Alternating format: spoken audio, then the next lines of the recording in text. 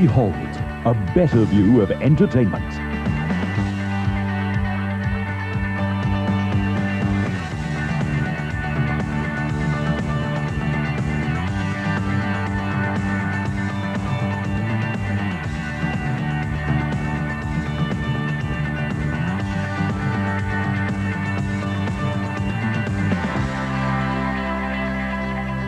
Television with a different perspective.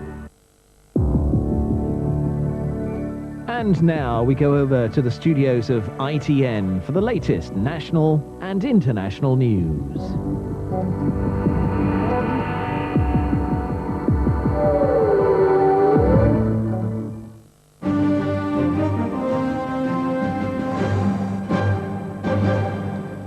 Good morning. Leading figures in the Anglican Church are calling on Prince Charles to end his relationship with Camilla Parker-Bowles. The Prince says he has no intention of remarrying, but according to newspaper reports this morning, some senior churchmen believe that the Prince shouldn't see Mrs. Parker-Bowles at all, even after divorce. Nick Valentine reports. Thursday's pledge by Prince Charles not to remarry after divorce does not appear to have headed off fears of a constitutional crisis surrounding the succession.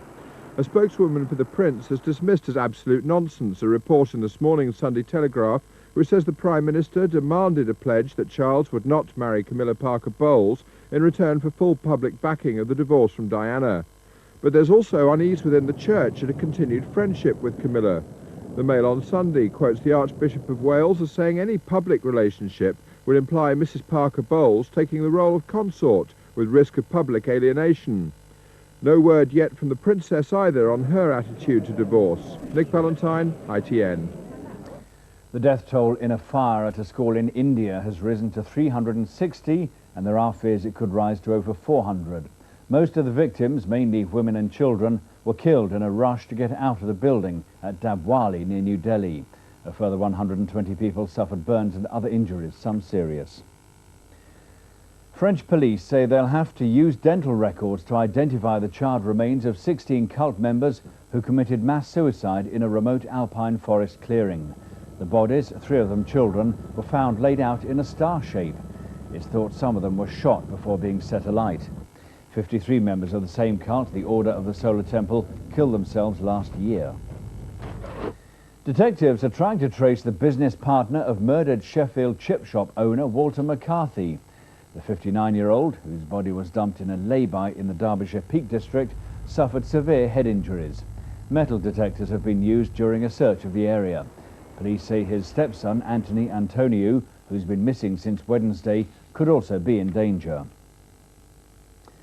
Police searching for a missing 19-year-old French student fear she may have been abducted after hitching a lift from a lorry driver.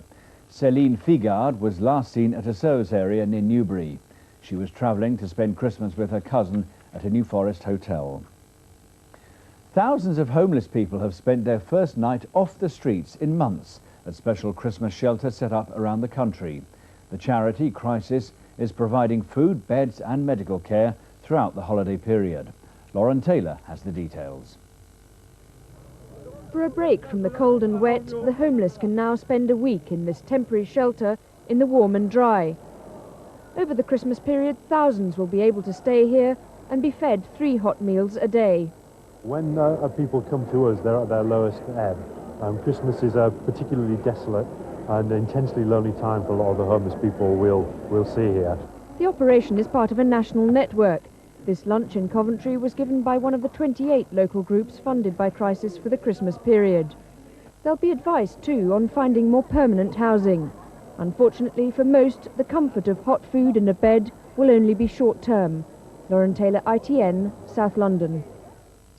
Newcastle go into a busy Christmas period with a 10-point lead at the top of the Premiership. Robert Lee scored twice against Nottingham Forest to make it 10 wins out of 10 at St James's Park. Bolton's Gudni Bergson stopped Tottenham going second in the table. He equalised in the 79th minute. And Liverpool beat Arsenal at Anfield. Arsenal keeper David Seaman spilled this Robbie Fowler header to give Fowler a hat-trick. There was no jackpot winner in this week's lottery. It means that next week's payout will be over £20 million. This week's winning numbers are 6, 11, 34, 40, 47 and 49. The bonus number is 16. 5 ticket holders matched 5 balls plus the bonus ball. They pick up over £700,000 each. As for Christmas, that's all from the ITN Morning News team. There'll be bulletins throughout the day on ITV, and the next main news here is at 1 o'clock. Meanwhile, from all of us, enjoy Christmas Eve. Bye-bye.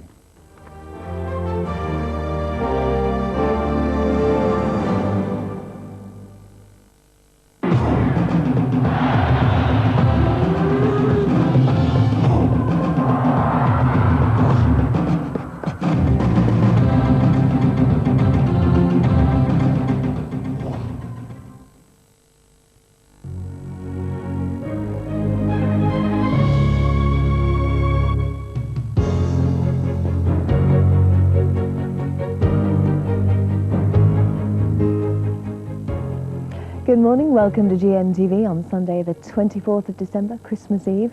In a moment, the Sunday Review featuring a special interview with the Archbishop of Canterbury. Then at 7 o'clock, the Sunday programme looks back at the highlights of the year. First though, today's main news and sport. And Prince Charles is being told he must end his relationship with Camilla Parker-Bowles. Some of the country's leading churchmen say people do not want her to be Charles's consort. The comments come as the Prince of Wales prepares to arrive at Sandringham today with his sons for Christmas. James Duff reports. Princess Diana won't be at Prince Charles' side at Sandringham this year, but neither will Camilla Parker-Bowles. And if church leaders have their way, she won't be at Prince Charles' side in the future.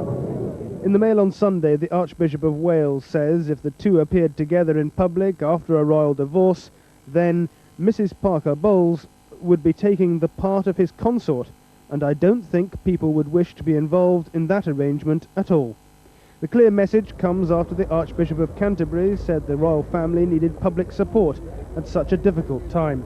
I want to encourage people to go on supporting them, praying for them, and remembering, of course, that each one of us is fallible. But speculation over Prince Charles' love life continues to hit the headlines. The Sunday Times says close friends believe the prince will one day marry Camilla, providing he can win the backing of the church and the public. Meanwhile, all eyes will be on Sandringham over the next few days as the royals attempt to have their own happy Christmas. James Duff, GMTV News. Police have begun a murder inquiry after a man was apparently shot dead in front of crowds of Christmas revellers. The incident happened outside a bar in the Great Market area of Newcastle. Police say the dead man received serious head injuries during a row. A post-mortem examination will be carried out today. The beleaguered boss of Yorkshire Water, Sir Gordon Jones, says he wants to quit as soon as possible. In the past year, his chairmanship has been dogged by problems. Despite declaring record profits, Yorkshire Water had to introduce rationing. The company was also criticised for failing to repair leaking pipes, and the new year may still see a cut in water supplies. Yorkshire Water says Sir Gordon's decision to go quickly has nothing to do with his unhappy year. Labour says his replacement must improve matters. We've got to have someone who recognises the failure, who sees their top priority as delivering proper standard of service to the public. And this has got to be an important step forward for Britain, this particular moment, in recognising the failure of the way in which water has been privatised and the need for an entirely different approach in which public service becomes once again the most important consideration rather than private profit. A row's broken out in the Labour Party following the publication of a right-wing blueprint for Britain by one of Tony Blair's closest advisers. Frontbench MP Peter Mandelson is proposing the abolition of child benefit, no strike deals in the public sector, workfare programmes for the unemployed and single mothers, and a coalition with the Liberal Democrats. The policies are outlined in a book sent to publishers earlier this year. A spokesman for Tony Blair, who's on holiday in Australia, has dismissed the matter. In the United States, crash investigators are trying to discover how 3 freight trains collided, killing at least 1 rail worker. 2 other workers are still missing after the trains carrying hazardous materials burst into flames in southern Illinois. 200 local residents have been evacuated because of fears of further explosions. A last-minute Christmas shopping frenzy looks set to get underway today. The new Sunday trading laws mean Christmas Eve could turn into the retailer's dream. Some reports suggest the average family will end up spending more than £1,000 this Christmas on food and presents. Mark Burley has this report. After a year of sluggish sales and lagging consumer confidence, Britain's purses and tills are opening wide.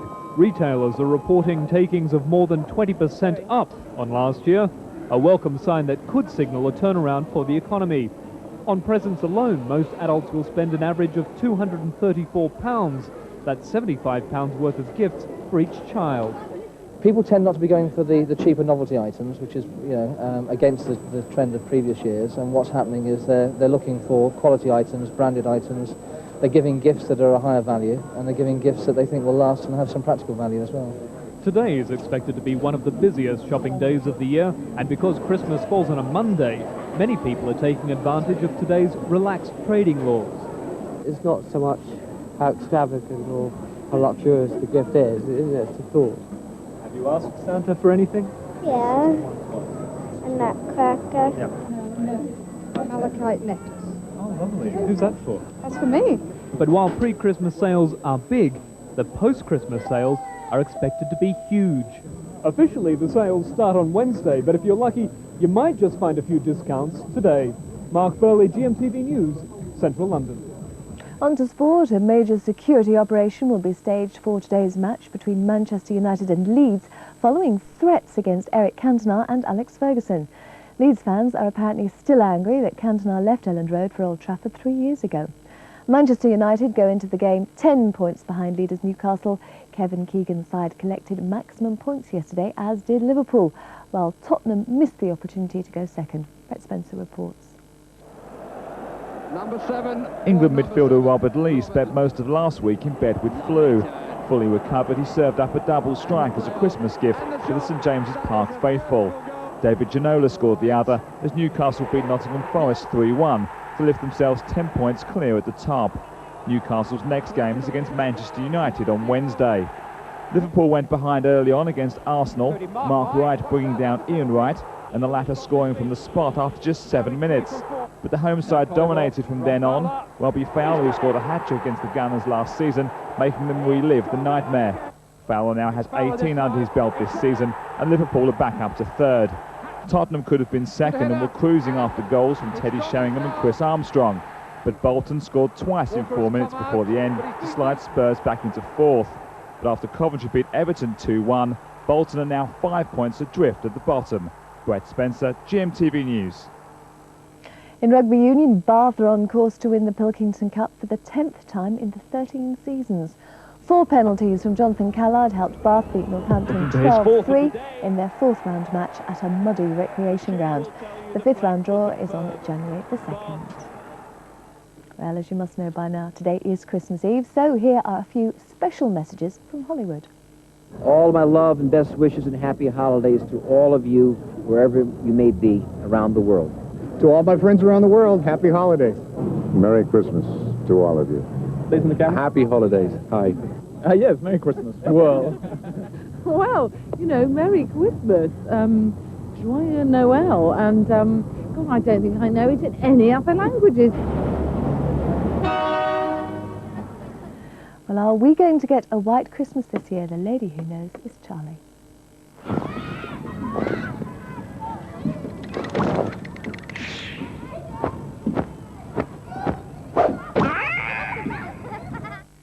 Don't you put your money on it, I'll tell you in a minute. A real mishmash of weather around the country this morning. Here's how things look from up high. Starting at the top, the bright area of cloud you can see over Scotland and Ireland. Given a lot of snow overnight, not quite as cold south of that, so the cloud across southern Britain dropped rain and drizzle.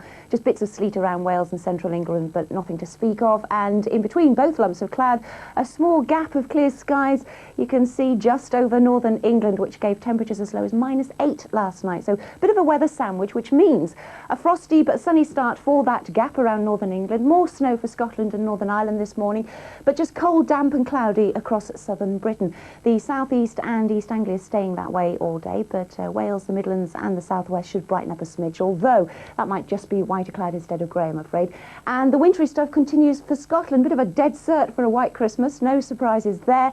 Basically, it's going to be cold enough everywhere for rain to fall as snow. All we need is the rain in the first place. Now, we're on a northeasterly wind tomorrow, so that'll be picking up moisture from the North Sea. So Scotland and eastern England in with the best chance of seeing snow. Slight chance of a snow shower for the north-facing coasts of Wales, the northwest and the southwest, but everywhere else should wake up to a white frost, at least looking festive maybe.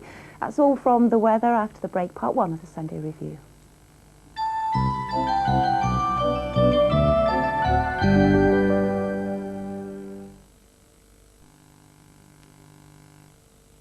Tonight in Heartbeat, enjoy the spirit of Christmas past. On a cold winter's night that was. Well, if you've not got to, Bob, you can't sit on Santa's knee. Get off. To me, it's the same as any other day, only longer. Can't say better than that, can I? Ho, ho, ho. I like to dress up on special occasions. Well, whatever you feel best in, Sarge. Merry Christmas. Heartbeat, a classic episode for tonight at 7:15 on ITV. Breakaway with Anthea Turner as GMTV goes down under to Australia this January in search of blue skies and winter sun. Bask in the warm glow of holiday snaps from around the world with Amanda Reddington. Relax with Leslie Joseph as she goes for a post-Christmas diet and detox under the ever-watchful eye of Superwoman Liz Earle on the beautiful island of St. Lucia. Liz, could we have a word, please, in private? Be super fit with GMTV.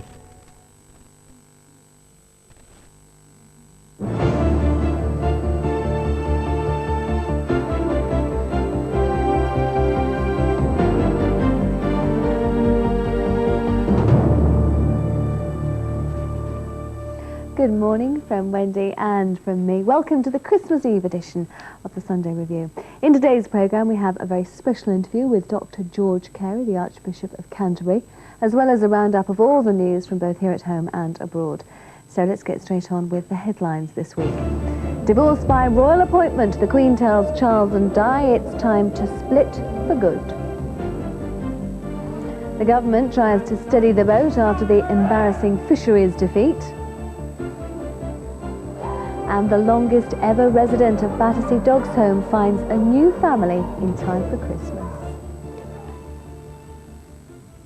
Well, the Queen has written to the Prince and Princess of Wales advising them to seek an early divorce.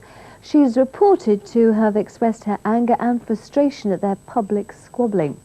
Prince Charles says he backs an early split, but Diana's said to be devastated that the contents of the letter were made public.